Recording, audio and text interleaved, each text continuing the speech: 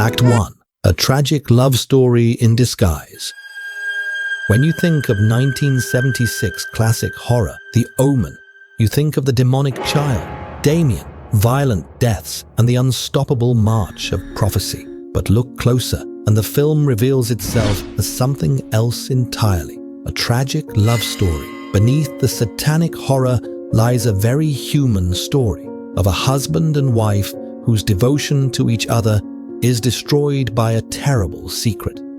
Directed by Richard Donner and starring Hollywood legends Gregory Peck and Lee Remick, The Omen was a hit, leading to sequels but received mixed reviews at the time. Yes, I think we did what we set out to do, is scare people half out of their wits. Later audiences have rightfully recognized its influence in the horror genre. However, in this video, we'll explore how The Omen works as a tragic love story.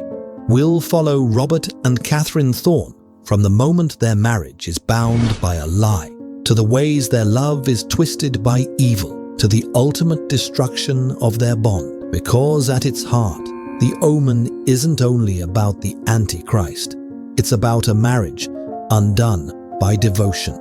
The tragedy begins with an act of love. When Catherine's child is stillborn, Robert Thorn is offered a replacement, an orphaned infant whose mother died in childbirth.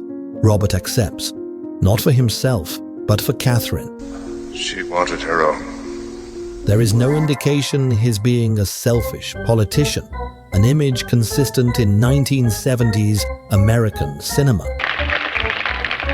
You think I'm mean? Robert appears more steadily competent than venally ambitious. In a lesser director's hands, this could have made the eventual tragedies seem inevitable, logical even. Act 2. Deception born of devotion. Robert's only thought is to shield his wife from grief, to preserve her happiness. But this act of protection is also an act of deception. And in tragedy, love and doom often walk hand in hand. By saving his wife from heartbreak, Robert unknowingly binds their marriage to a nightmare they can never escape. As Damien grows, Katherine begins to sense something is wrong. Animals recoil from him, tragedy surrounds him, and her maternal instincts tell her this child is not hers. Robert responds the only way he knows how, with love, with reassurance, with denial. He dismisses her fears, believing he's protecting her, but what he's really doing is isolating her. Katherine becomes trapped, unable to trust her child and unable to share her dread with the man she loves most. It's a cruel irony. Both Robert and Katherine act out of devotion. She wants to save him from their child. He wants to save her from despair. But their love, twisted by evil, turns into mistrust, loneliness, and silence.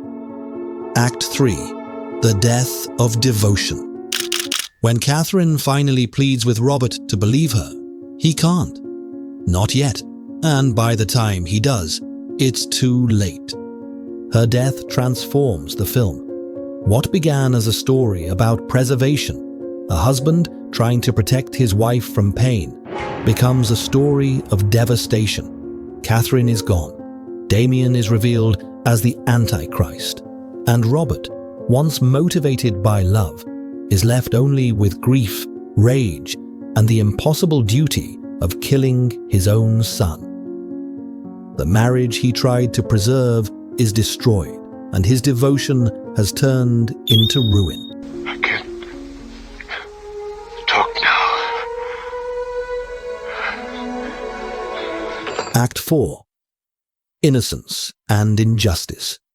In most horror films, characters are punished for their flaws. The arrogant, the reckless, the immoral. Horror so often functions as a morality play. If you sin, you suffer. But The Omen is different. Robert and Katherine Thorn aren't careless or corrupt. They are loving parents, devoted to each other. Their tragedy isn't born from sin. It's born from devotion. Robert only accepts Damien to spare Katherine's grief. He lies because he loves, and Katherine, whose instincts warn her that something is wrong, isn't ignored because she's mistaken, but because she's silenced. In the Omen, evil punishes not vice, but virtue. Love, loyalty, and self-sacrifice, the very qualities that should save them, become the instruments of their undoing. Act 5. The Sound of Love and Doom. Much of the Omen's reputation comes from Jerry Goldsmith's terrifying score, the chanting chorus of Ave Satani that earned him an Academy Award. A diverting note here to attend to what some casual movie watchers will call the Mandela Effect. Despite, or maybe because of, the extreme popularity of O Fortuna by German composer Karl Orff, many have believed this piece to be a key part of the Omen soundtrack, but it is not. O Fortuna was used in classic Arthurian fantasy, Excalibur, then further popularized in an aftershave commercial. The mark of a man.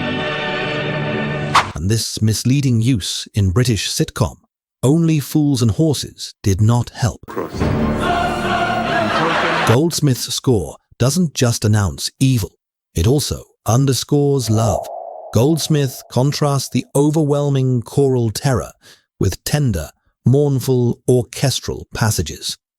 These quieter cues are heard in moments between Robert and Katherine, the calm before the storm, the fragile beauty of their marriage. The effect is devastating. The more terrifying the chorus becomes, the more fragile the softer music feels. Goldsmith's score constantly reminds us that this isn't only a film about the rise of the Antichrist. It's about love under siege, love that's outmatched, overwhelmed, and eventually drowned out by evil. In the end, the music makes us feel the story not just as horror, but as tragedy. Every demonic chorus carries with it the echo of a love theme struggling to survive and being silenced. Conclusion: horror as tragedy. This is what makes the Omen stand apart. Where most horror films punish arrogance or vice, the Omen punishes devotion itself. Robert and Katherine are destroyed not because they sinned, but because they loved too deeply, too blindly. This element is entirely absent from subsequent films in the franchise. Damien Omen 2 merely shows us the lifestyle of couple Richard and Anne Thorn without delving too deeply into their motivations. Richard, played competently by William Holden, is mostly driven by denial, and the closest the film gets to the devotion at the heart of the Omen is the increasingly twisted attachment of Anne Thorn to her step-nephew, Damien. Subsequent Omen films focused on Damien's rise to power, growing up through a military academy and landing in the world of politics. The Omen lingers in our memory, not as a simple story of evil, but as a tragedy of love, devastating as Romeo and Juliet or Wuthering Heights. A marriage undone, not by cruelty or betrayal, but by a fateful lie and the unbearable weight of devotion. In the end, the most terrifying thing about the Omen isn't Damien. It's what happens when love collides with fate, when the very thing that holds two people together becomes the force that tears them apart. And that's why the Omen works in its darkest heart as a tragic love story. If you enjoyed this analysis, check out my other deep dives into classic horror, and don't forget to like, subscribe, and let me know in the comments. Do you see the Omen as a love story or just as pure horror?